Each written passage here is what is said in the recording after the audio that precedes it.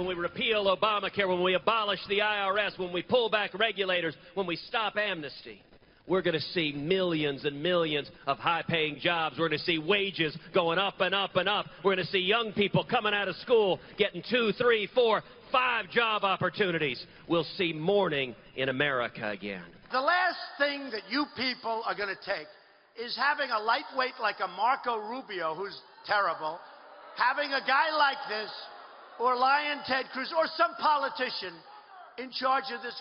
We can't have it anymore. Conservatism is not how loud can you be, how offensive can you be, how many bad words can you say, how many ridiculous things can you say on television. That is not conservatism. Conservatism is adhering to the Constitution of the United States.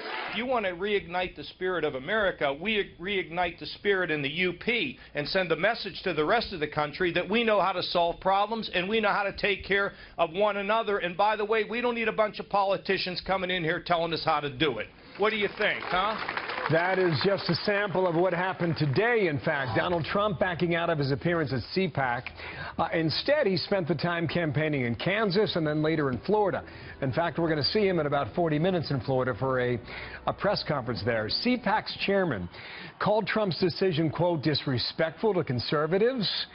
Meanwhile, it was Ted Cruz that won the CPAC straw poll tonight. Howard Kurtz is with me now this evening, Fox News media analyst. And Howard, let's start with the CPAC straw poll. 40% Cruz, 30% Rubio, and 15% for Trump. There are the numbers on the screen. The results came out about 5 o'clock Eastern time. How much can we say does this matter?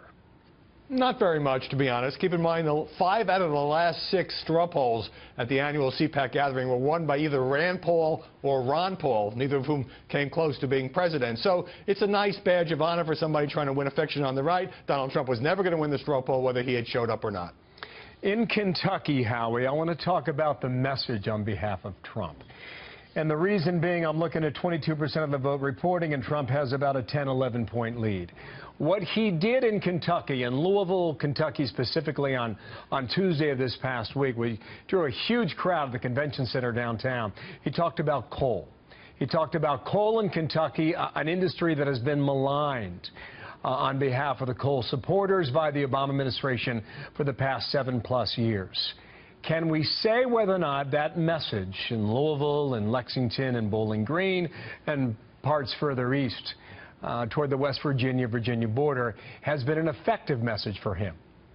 Well, we'll see when the numbers come in, but it's very much a consistent message because Trump has this great appeal to working-class Americans, some of them Democrats, many of them Republicans, disaffected Republicans who don't think the party has done much for them. And so one of the reasons he skipped CPAC, it was an insult to the conservatives who gather here, the tens of thousands of conservatives who gather right outside of Washington, but it was a smart move because he's not running as a doctrinaire conservative. His strategy since the first day, by design, has been to run as somebody with a common-sense approach to some conservative positions and some more moderate positions, for example, protecting Social Security and Medicare against those who want to shrink the size of government, including those entitlement programs. So CPAC was not his crowd. The coal miners of Kentucky could be, the laid-off factory workers, other people. This is the way that Trump is trying to forge a new kind of Republican Party, which is why the remnants of the establishment and Mitt Romney and the others are coming down so hard, are so determined to keep this nomination out of his hands. And on that point, he has spoken at CPAC in past years.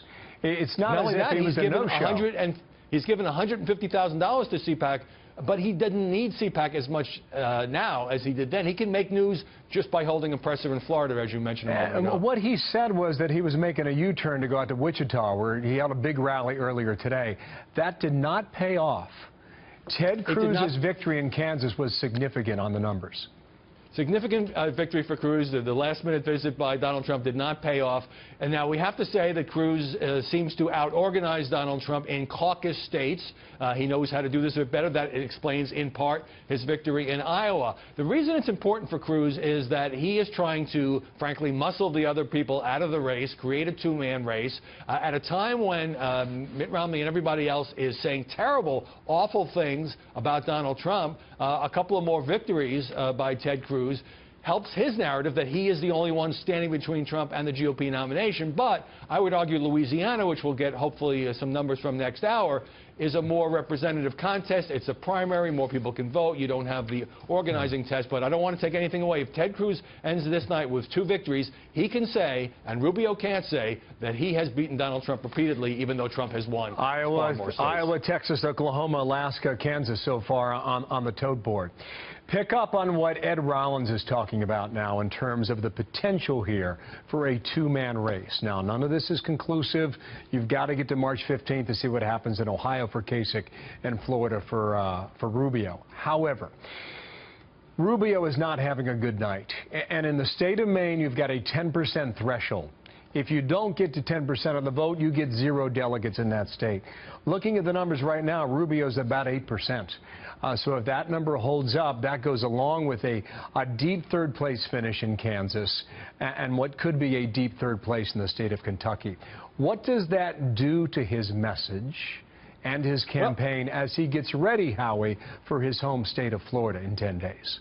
It is no secret that Marco Rubio is struggling, and even if you put aside for a moment the delegate math, he's had this whole string of 3rd place finishers going back to Super Tuesday, and those who thought that he would be the guy to unite the party, just isn't working out for him. When we talk about Florida, yes, a loss in Florida would clearly knock him out of this race, but even a win in Florida, if somehow he would have managed to pull that off, Bill, you're talking about the guy winning his home state. I think that's the minimum requirement if you're running for president. You don't think you get that many bragging rights about it, but if Cruz is going to make a serious play in Florida, and Trump, according to the polls, already very strong in the Sunshine State, I think it's not looking good for Marco Rubio right now. This is a live picture now from Puerto Rico, Howie, and Marco Rubio's had a big day. CPAC earlier today around 11 a.m. Then he had a rally in Jacksonville, Florida, and then he flew due east to Puerto Rico.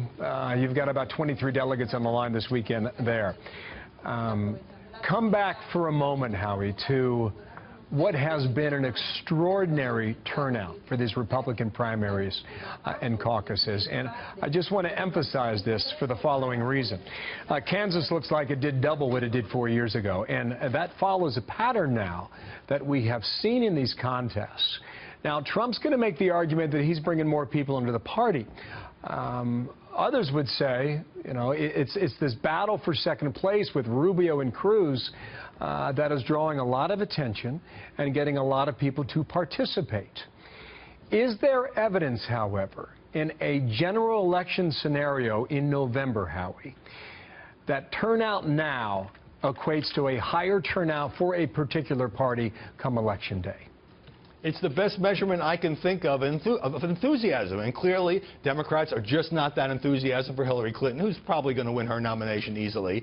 And whether all those new voters are voting for Donald Trump or not, he has transformed this election into something that I've never seen, with everything from the use of Twitter to the way he talks.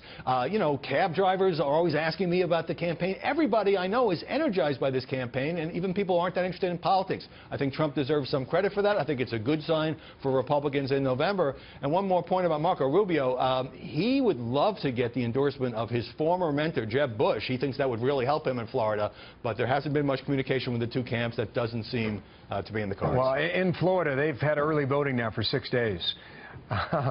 So that is underway. Howie, thanks. Howard Kurtz there in Washington. We'll check back in later.